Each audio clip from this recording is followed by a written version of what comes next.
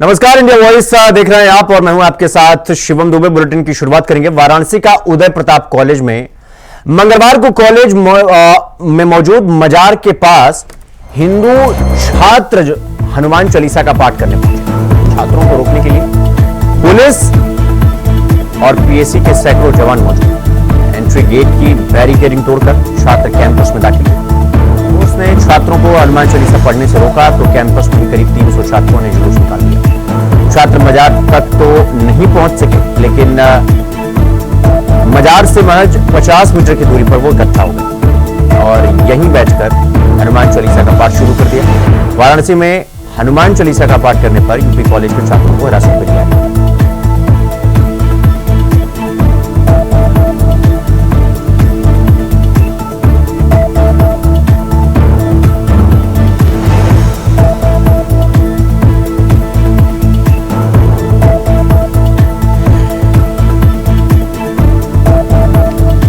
UP college के gate पर छात्रों ने झंडा लगाया और उदय प्रताप कॉलेज में छात्रों का हंगामा देखने को मिला और मजार को लेकर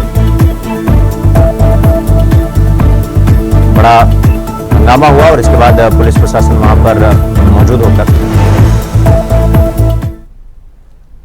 रुक करेंगे अगली खबर की ओर। संभल के बाद बदायूं की जामा मस्जिद फिलहाल चर्चा में है और हिंदू नेता मुकेश पटेल ने साल 2022 में मस्जिद में महादेव मंदिर होने का दावा किया था। कोर्ट में आज इस बात पर बहस पूरी नहीं हुई। मामले में अगली सुनवाई 10 दिसंबर को होगी। बदायूं जामा मस्जिद बनाम नीलकंठ महादेव मंदिर विवाद पर शनिवार को न्यायालय में मस्जिद पक्ष की इंतजामिया कमेटी ने अपनी बहस शुरू की थी। इंतजामिया कमेटी के अधिवक्ता अनवर आलम ने भी पूरी बहस की और बहस पूरी नहीं हो सकी। आपको बता दें कि सिविल जज senior division fast track court के न्यायाधीश अमित कुमार ने न्यायालय में यह मामला फिलहाल विचाराधीन है।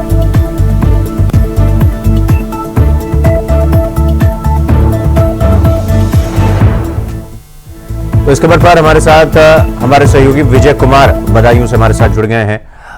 विजय, क्या कुछ पूरा मामला है जामा मस्जिद को लेकर? क्या कुछ सुनवाई हुई? सुनवाई अब कब होगी? मामला सुरक्षित रखा गया? क्या कुछ पूरी जानकारी, क्या अपडेट? देखिए, आपको बता दें कि जिस तरह से आज जो इंतजामिया कमेटी और वक्फ बोर्ड की जो बहस थी, जिसकी सुनवाई को लेकर के अगली तारीख 10 दिसंबर मुकर्रर की गई है, तो उसको लेकर के जो 10 दिसंबर तारीख अगली लगा दी गई है, जिससे वक्फ बोर्ड और इंतजामिया कमेटी की बहस पूरी हो पाएगी। हालांकि बता दूं कि ये पूरा मामला बदायूं में 8 अगस्त 2022 को ये दर्ज हुआ था। इसमें हिंदू पक्ष के मुकेश पटेल ने अदालत में एक बात दायर किया था, जिसमें शहर में महिपाल का किला और उसमें नीलकंठ मस्जिद, नीलकंठ महादेव का मंदिर होने की तो दावा किया गया था। हालांकि मुकेश पटेल का ये भी दावा है, कहना है कि यहाँ पर जो जामा मस्जिद यानी जो सम्मी है, यहाँ पर महिपाल का किला था और महिपाल के किले में ही यहाँ पर जो है नीलकंठ महादेव का मंदिर है, जिसके प्रमाण महामूर्तियां और खंभे आज भी मौजूद हैं। वही मुस्लिम पक्ष का कहना है कि ये मस्जिद 850 साल पुरानी है और ये रजिया सुल्तान के जन्म के समय बनवाई गई है। जी मुकेश, जिस तरह से अब ये कहा जा रहा है कि 850 साल पुरानी मस्जिद है, इस पर सुनवाई पूरी हुई या अभी कुछ बाकी है? फिलहाल इस पे हिंदू पक्ष का क्या दावा है और मुस्लिम पक्ष का क्या दावा है अपनी अपनी तरफ से? देखिए, जिस तरह से अभी सरकार की तरफ से जो सरकार का पक्ष सुना गया था, उसमें अभी इसके बाद मुस्लिम पक्ष को मौका मिला था। मुस्लिम पक्ष के वक्फ बोर्ड और इंतजामिया कमेटी की जो आज सुनवाई थी वो भी पूरी नहीं हो पाई है। इसकी डेट 10 दिसंबर रखी गई है, जिसमें इंतजामिया कमेटी की सुनवाई के बाद आगे अभी हिंदू पक्ष के लिए अपना जो है बहस का मौका दिया जाएगा। इसके बाद कोर्ट ये मुकर्रर करेगा कि ये जो दावा है, ये जो मुकदमा है, इसे आगे चलाया जाए या सुना जाए, ये सुनने लायक बात है या नहीं है। तो अब विजय, सवाल ये है कि जिस तरह से अब बहस तो पूरी हुई नहीं और मामले को सुरक्षित भी रख लिया गया, अब अगली सुनवाई कब है और आगे क्या कुछ टेक्निकल इश्यूज आने वाले हैं इस पूरे मामले में? फैक्ट को लेकर बात की जाएगी या अब मुस्लिम पक्ष अपना वो पक्ष रखेगा, चूंकि वो तो ये कह रहे हैं कि ये 850 साल पुरानी मंदिर है, मतलब मस्जिद है। देखिए, जिस तरह से हिंदू पक्ष के मुकेश पटेल ने जो मामला दर्ज किया है, उसमें पुरातत्व विभाग ने भी रिपोर्ट मांगी थी। पुरातत्व विभाग और राष्ट्रीय धरोहर, इसमें पुरातत्व विभाग ने बताया कि ये राष्ट्रीय धरोहर है और इस मामले में 200 मीटर तक की जगह जो पुरातत्व विभाग ने बताया है, ये सरकार के हस्तक्षेप में है, सरकार की है। बदायूं जामा मस्जिद में मालिकाना हक के मामले में जो अभी सुनवाई होनी बाकी है, इसके जो है अगली तारीख 10 दिसंबर मुकर्रर की गई है और 10 दिसंबर में इनकी इंतजामिया कमेटी और वक्फ बोर्ड की सुनवाई पूरी होती है। उसके बाद हिंदू पक्ष के जो दावेदार है उनको मौका दिया जाएगा, उनका पक्ष अपना रखने का एक जो है मौका आगे मिलेगा। जी विजय, मेरा सवाल ये है कि क्या ये एएसआई प्रोटेक्टेड मॉन्यूमेंट है या एएसआई भी इसमें एक पार्टी बनाया गया है कोर्ट की तरफ से? देखिए, अभी कोर्ट जो है ये जो बात जो दायर हुआ है, इसमें अभी कोर्ट का मानना है कि अभी दोनों पक्ष की जो दलीलें सुनने के बाद कोर्ट कि आगे मुकदमा चलने लायक है या नहीं है, ये 10 तारीख के बाद ही मुकर्रर हो पाएगा। नहीं तो विजय, अब चूंकि इसमें एएसआई को अगर पार्टी बनाया गया है तो या तो ये पूरी मस्जिद एएसआई प्रोटेक्टेड मॉन्यूमेंट है, अगर ये पूरी मस्जिद प्रोटेक्टेड मॉन्यूमेंट नहीं है एएसआई की तो कितना हस्तक्षेप है? फिर इसमें अगर वो पार्टी नहीं बनाई गई तो फिर एएसआई का इसमें कहां पर हस्तक्षेप बनता है, क्योंकि अब ये तो सरकार के अधीन आ ही नहीं रही है मस्जिद। बिल्कुल, देखिए, जिस तरह से मुकेश पटेल जो हिंदू पक्ष के हिंदू महासभा के प्रदेश संयोजक भी हैं, तो उन्होंने जो दावा पेश किया है उसमें उन्होंने 1857 कुछ ईस्वी तक जो दिखाया है कि इसमें जो गजेटियर है, बदायूं का जो गजेटियर है, इसमें महिपाल का किला होना दर्शाया और यहाँ पर मंदिर के जिक्र भी होता रहा है। हालांकि मस्जिद को बने मुस्लिम पक्ष का जो बाद है, मुस्लिम पक्ष ने जो अपना दावा दायर किया है उसमें 850 साल पुरानी मस्जिद बताई गई है। हालांकि ये तय 10 दिसंबर के बाद ही होगा कि इसमें आगे क्या कार्रवाई होती है। 10 दिसंबर कोर्ट ने जो तारीख मुकर्रर की है, उसके बाद आगे की कार्रवाई क्या होती है, ये देखने का विषय 10 दिसंबर के बाद ही होगा।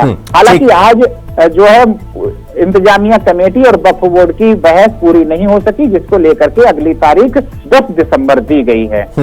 ठीक है विजय, बहुत बहुत धन्यवाद आपका हमसे जुड़ने के लिए और खबर पर जानकारी हमारे साथ साझा करने के लिए। तो झारखंड की सियासत से जुड़ी हुई बड़ी खबर आपको बता दें कि हेमंत सोरेन जो मुख्यमंत्री हैं वो अपने मंत्रिमंडल का खुलासा करेंगे।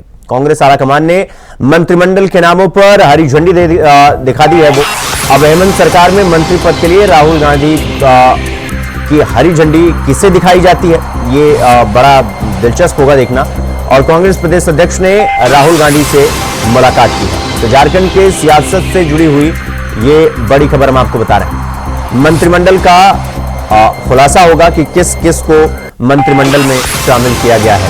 तो हेमंत सोरेन जो कि मुख्यमंत्री हैं वो खुद मंत्रिमंडल का खुलासा करेंगे। तो कांग्रेस आलाकमान ने मंत्रिमंडल के नामों पर अब हरी झंडी दे दी है और राहुल गांधी ने किस नाम पर हरी झंडी दी है ये देखना बेहद दिलचस्प होगा और ये खुलासा होने के बाद ही ये पता चल पाएगा किसे मंत्रिमंडल में शामिल किया गया है। तो कांग्रेस के प्रदेश अध्यक्ष ने राहुल गांधी से मुलाकात की। तो इस खबर पर हमारे साथ हमारे सहयोगी अजय पांडे रांची से हमारे साथ लाइव जुड़ गए हैं। अजय, अब चूंकि मुख्यमंत्री हेमंत सोरेन ने शपथ ग्रहण कर लिया है और मंत्रिमंडल को लेकर लगातार अटकलें रही, मतलब ये लगाई जा रही थी कि आखिर मंत्रिमंडल में कौन कौन शामिल होगा, कब शामिल होगा, कब ये डिक्लेयर होगा। तो अभी कितना समय है इस सस्पेंस का पर्दा हटने से? देखिए, इस सस्पेंस की अगर बात करें तो जो भी सस्पेंस चीजें वो कांग्रेस की सोच है और जिस प्रकार से आपने देखा हो कि कांग्रेस के लगातार जो विधायक हैं वो दिल्ली की चौकी लगा रहे हैं, यानी कह सकते हैं दरबार की वो चौपाई कर रहे हैं। वैसे में आप कह सकते हैं कि कई ऐसे कांग्रेस के कई ऐसे विधायक हैं जो दोबारा जीत करके इस बार चुनाव मतलब वो आए विधायक बनकर के सदन में पहुंचेंगे और वैसे में हर की इच्छा होती है कि वो मंत्रिमंडल में शामिल हो। अब सोचे कि कांग्रेस के 16 विधायकों में से 10 ऐसे विधायकों की लंबी फरिश्त है, लंबी लिस्ट है और वैसे में हर विधायक चाहते हैं कि अपने हिसाब से वो मंत्री पद के लिए और वो इसकी जिस को लेकर के लगातार जो कांग्रेस लिए और लगातार इस पर मंथन जारी करेंगे। लगातार आप इसके लेकर के बैठकें हो रही है दिल्ली में। इसके अलावा आप कह सकते हैं कि कांग्रेस के कई ऐसे विधायक, यानी कह सकते हैं 8 से अधिक विधायक दिल्ली में इस समय मौजूद है और वो मंत्री पद की इच्छा के लिए वो अपनी आला कमान को जो अपनी गुहार लगा रहे हैं। तो ये सारी चीजें, जो सारी निगाहें जो है मंत्रिमंडल को लेकर के कांग्रेस को अंदर में अंतर करा, जिसको चल के वो मंत्रिमंडल का विस्तार हो। हालांकि देखिए, झारखंड मुक्ति मोर्चा के जो 6 का फॉर्मूला, 6, 4 और 1 का फॉर्मूला झारखंड में क्या है, जो पिछली बार 2019 के समय था और वैसे ही फॉर्मूला 2024 में आने की संभावना प्रबल दिखाई दे रही है। तो अगर हम बात कर रहे हैं मंत्रिमंडलों को लेकर के, तो जेएमएम के खाते में से जो 6 मंत्रिमंडल में जो शामिल हैं उनकी लिस्ट तय होकर वो मुख्यमंत्री हेमंत सोरेन ने वो तय कर चुके हैं। लेकिन आप कह सकते हैं कल जिस प्रकार से प्रदेश के प्रभारी मीर गुलाम अहमद और यानी कह सकते झारखंड पीसीसी के अध्यक्ष जो है अजय, सवाल ये कि ये हेमंत सोरेन जो मंत्रिमंडल विस्तार करेंगे या नए चेहरों को इसमें ऐड किया जाएगा, सवाल ये कि क्या फॉर्मूला वही होगा 6+4+1 वाला फॉर्मूला होगा या फॉर्मूला चेंज होगा, या कांग्रेस खेमे में जो पहले मंत्री थे वही चेहरे पुराने, मतलब पुराने चेहरे देखने को मिलेंगे, या कुछ नए चेहरों की भी इस मंत्रिमंडल में एंट्री हो सकती है? फॉर्मूला की अगर बात करें तो निश्चित रूप से 6-4-1 का ही फॉर्मूला ये तय, ये बात ये बिल्कुल स्पष्ट हो चुकी है लगभग।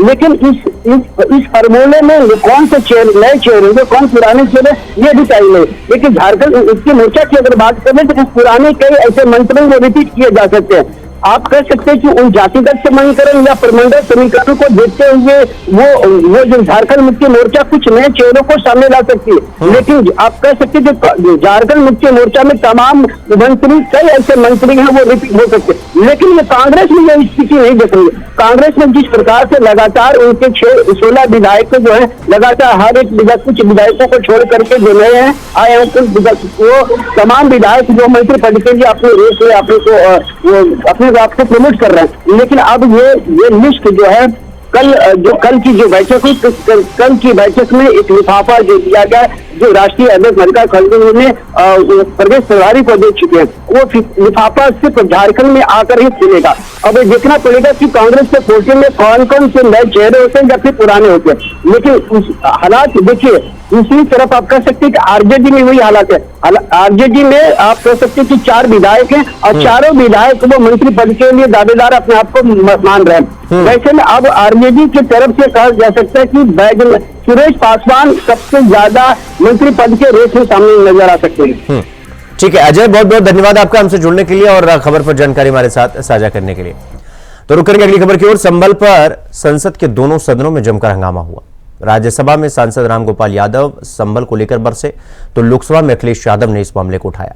समाजवादी पार्टी के प्रमुख अखिलेश यादव ने संभल बवाल को लेकर बीजेपी को घेरा और यह कहा कि उत्तर प्रदेश की सरकार ने संभल के सारे अधिकारियों को अपने संगठन का पदाधिकारी मान लिया है, उनसे न्याय की उम्मीद आप नहीं कर सकते। जिस दिन से सदन चला है उस दिन से ही समाजवादी पार्टी ने संभल को लेकर अपनी बात रखने की कोशिश की है। सदन में संभल को लेकर हम लोग चर्चा करना चाहते हैं और वहां के भाईचारे को गोली मारने का काम हुआ है। जो घटना हुई है वो सोची समझी साजिश है। वहां जो खुदाई की बात लगातार अध्यक्ष महोदय देश में कोने कोने पर भारतीय जनता पार्टी और उनके सहयोगी और समर्थक शुभचिंतक बार बार खुदाई की जो बात कर रहे हैं अध्यक्ष महोदय, ये खुदाई जो है हमारे देश का सौहार्द, हमारे देश का भाईचारा, हमारे देश का गंगा जमुनी तहजीब को खो देगा। मैं आपका धन्यवाद इसलिए भी देता हूं कि इस महत्वपूर्ण जो साजिश हुई और वो साजिश सोची समझी इसलिए मैं बोल रहा हूं। उत्तर प्रदेश का चुनाव था, पहले 13 तारीख को चुनाव होना था और 13 तारीख के चुनाव संभल में एक एप्लीकेशन दी। 500 साल पुरानी मस्जिद है, उसका सर्वे करने के लिए 2 घंटे के अंदर सर्वे भी हो गया और शांतिमय तरीके से हो गया। 24 तारीख को सुबह 6 बजे पूरे संभल में पुलिस छावनी बना दी गई। संभल को लोगों को पता ही नहीं था कि पुलिस क्यों लगाई जा रही है। थोड़ी देर बाद वहाँ के डीएम, एसएसपी, वकील जिन्होंने वो एप्लीकेशन दी थी वो, और कुछ लोग ढोल नगाड़े बजाते हुए पुलिस के साथ गए और मस्जिद में प्रवेश कर गए।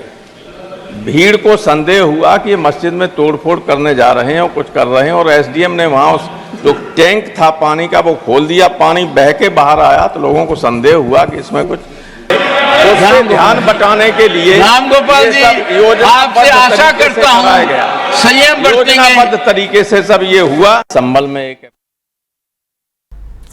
तो संभल हिंसा के आरोपियों से मुलाकात करके समाजवादी पार्टी का डेलीगेशन मुरादाबाद जिला कारागार से बाहर निकला और उन्होंने ये कहा कि जो लोग जेल के अंदर बंद हैं उन्हें पुलिस ने बहुत यातनाएं दी, यातनाएं यानी कि प्रताड़ित किया। समाजवादी पार्टी के नेताओं का यह कहना है कि अंदर बंद लोगों का कहना है कि वो निर्दोष है और उन्हें बेवजह फंसाया जा रहा है। समाजवादी पार्टी के नेताओं का यह भी कहना है कि समाजवादी पार्टी की तरफ से उन्हें लीगल मदद दी जाएगी।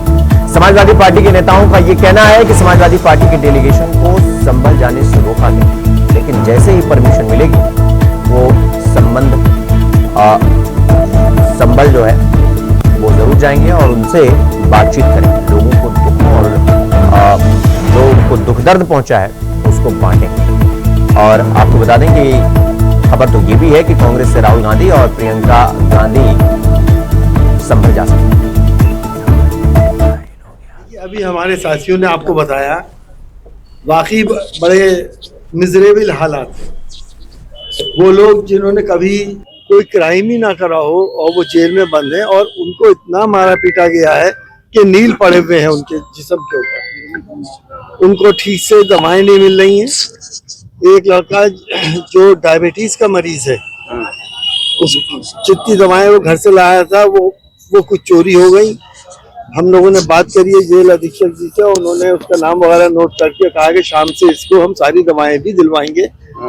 और मैंने ये वायदा कराया कि जिसको जो दवा नहीं मिल रही है यहाँ की परमिशन से मैं दवाएं भिजवा दूंगा, आप लोग चिंता ना करें। लोग जिस हालात में, आपको मालूम है जेल होती है, शरीफ आदमी का इसमें जाना उसकी जिंदगी पे कितना बड़ा असर डालता है। 2-3 लोग ऐसे थे जो मुसलसल हमें देख के रोते रहे, उनकी जबान से ही कुछ नहीं निकल रहा था। तो ये हालात देख के बाकी दिल पसीज जाता है और हर इंसान का पसीजना भी चाहिए। मैं समझता हूँ उनके चोटों के निशान देखकर मेरा भी दिल पसीज गया, आंखें नम होने को तैयार थी कि जुल्म और जाति की इंतहा हो गई है। शरीर का कोई पार्ट ऐसा नहीं बचा है जहाँ पर चोटों के निशान नहीं है। हमने पूछा ये चोटों के निशान आपको कहाँ मिले, किसने दिए? तो उन्होंने बताया हमें कोतवाली संभल में लगातार 3 दिन तक लगातार मारते रहे। 3 दिन के बाद हमारा चालान किया गया। हमने कहा हमारा गुनाह क्या है कि हमारा किसी कैमरे में हम हो, किसी सीसीटीवी में हम हो, किसी अखबार की कटिंग में हम हो, तो हम आपके मुल्जिम हैं। लेकिन कोई हमारे बात को नहीं सुना गया और हमें मुल्जिम बना के। तो रुक करेंगे अगली खबर की ओर। पश्चिम बंगाल सरकार द्वारा आलू की सप्लाई पर रोके जाने से झारखंड के बाजारों में आलू की कमी हो गई है और मुख्यमंत्री हेमंत सोरेन ने मुख्य सचिव को यह दिशा निर्देश दिया है कि वो उत्तर प्रदेश से सप्लाई की कोशिश करें और कोशिश भी की जा रही है। धनबाद में आलू की कीमतें 60 रुपए से 80 रुपए प्रति किलो हो गई। पश्चिम बंगाल सरकार द्वारा झारखंड में आलू की आपूर्ति पर रोक लगाने से बाजार से लेकर घर के किचन तक इसका प्रभाव दिखाई दे रहा है। साथ में आपको बता दें कि ये पहली बार नहीं है जब पश्चिम बंगाल सरकार द्वारा झारखंड में आने वाले आलू के ट्रकों को रोका गया है। इससे पहले भी बॉर्डर पर ट्रक रोके जाने के कारण झारखंड के आम नागरिकों को महंगी दरों पर सब्जी की खरीद करनी पड़ती है और आलू की राजनीति का असर उत्तर प्रदेश, बंगाल, बिहार, झारखंड और ओडिशा और असम पर भी देखने को मिल रहा है।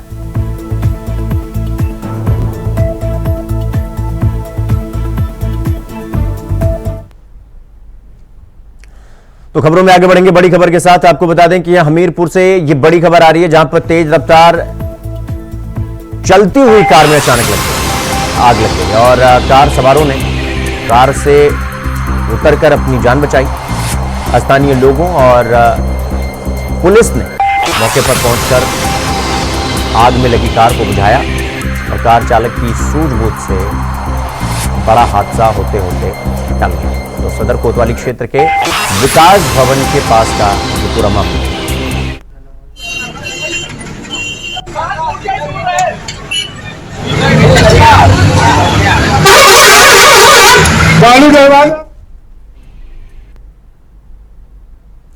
तो इस बीच रायबरेली से बड़ी खबर आपको बता दें कि मामूली बात को लेकर दो पक्षों में जमकर मारपीट हो गई। लाठी डंडे से महिलाएं और पुरुष वो लैस दिखाई दिए, यानी कि महिला हो या पुरुष सबके हाथों में लाठी डंडा दिखाई दिया और मारपीट का वीडियो भी सोशल मीडिया पर अब वायरल हो रहा है। मारपीट में आधा दर्जन से ज्यादा लोग घायल हुए हैं। बचरामा थाना क्षेत्र के जलालपुर गांव की ये पूरी घटना है जो हम आपको बता रहे हैं।